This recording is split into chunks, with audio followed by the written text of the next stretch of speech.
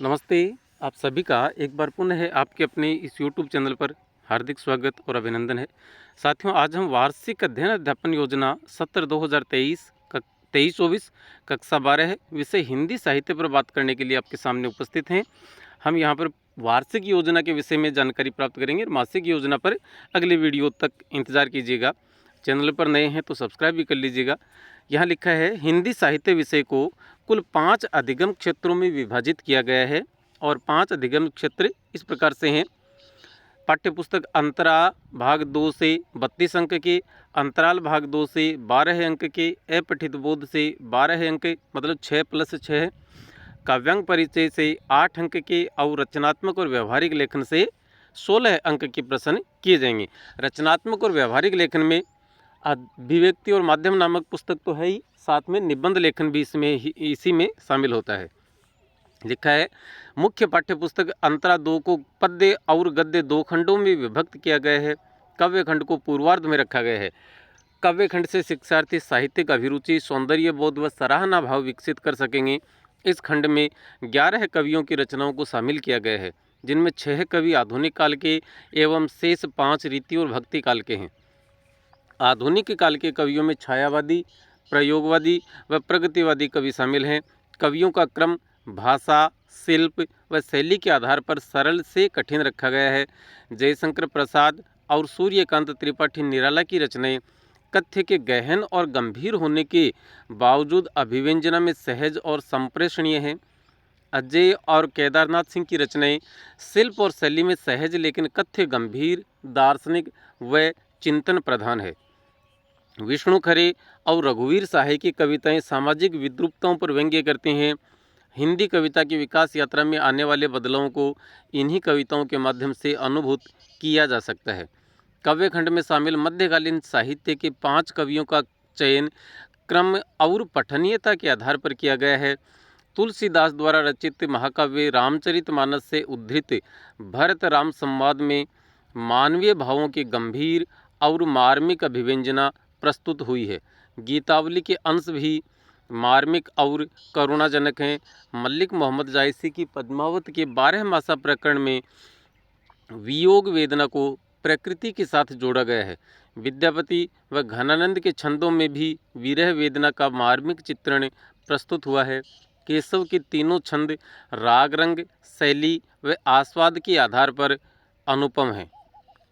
भाषाई आधार पर भी काव्य खंड को भिन्न भिन्न रूपों में देखा जा सकता है। ब्रज भाषा व अवधी भाषा में सशक्त अभिव्यक्ति की मिसाल पेश की गई है। खड़ी बोली हिंदी के भी तत्सम और तद्भव शब्द प्रधान दोनों रूप दृष्टिगत होते हैं। सामासिक पदों से युक्त भाषा का प्रयोग भी विवेच्य पुस्तक में किया गया है।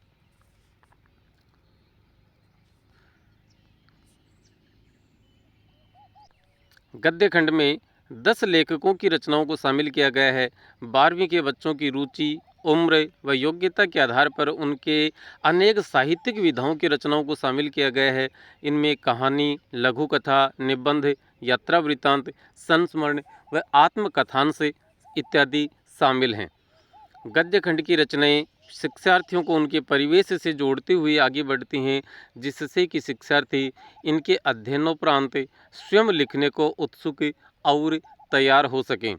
पुस्तकालय के प्रति रुचि जागृत होगी और लोक संस्कृति और लोक जीवन का अपने जीवन से साम्य बैठा सकेंगे। ब्रजमोहन व्यास के आत्मकथांश से कच्चा चिट्ठा के जरिए जान सकेंगे कि किस तरह कोई व्यक्ति सपने देखता है और उन्हें पूरा करता है। इससे शिक्षार्थी अपने लक्ष्य के प्रति समर्पण भाव विकसित कर सकेंगे।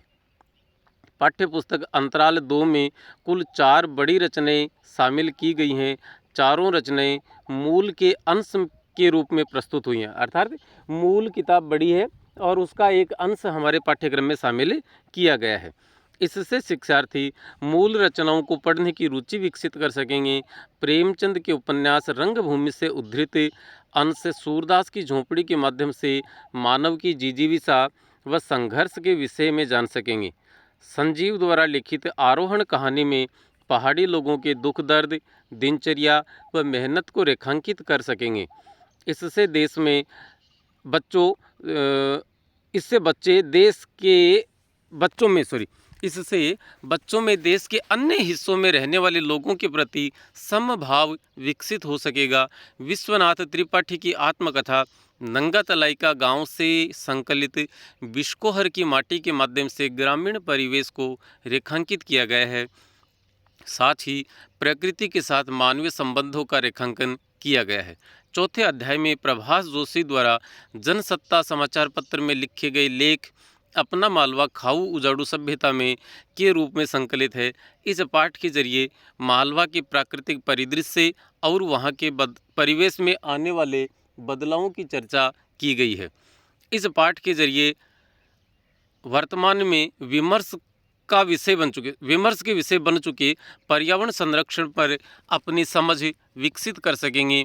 इसके अलावा विकास के नाम पर जिस तकनीकी और औद्योगिकीकरण को अपनाते जा रहे हैं कि कष्टदायक और पर्यावरण को नुकसान पहुंचाने वाले कारकों पर बात की गई है या पहुंचाने वाले कारकों पर की गई बात को समझ सकेंगे।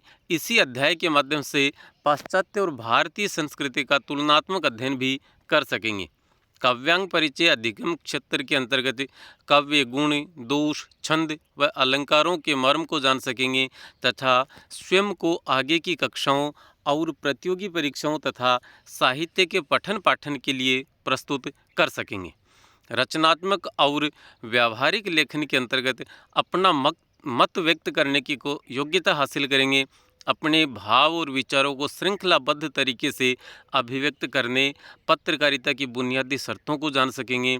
साथ ही कविता, नाटक और कहानी लेखन का कौशल हासिल कर सकेंगे। अपठित बोध के तहत अपनी जानकारी को तर्क सहित प्रस्तुत करने, सूचनाओं का संकलन करने, निष्कर्ष निकालने तथा समय का सदुपयोग करना सीख सकेंगे। तो आज के इस वीडियो में फ़िलहाल इतना ही है। आप चैनल पर नए थे तो सब्सक्राइब कीजिएगा। नमस्ते, धन्यवाद, जय हिंद, जय भारत।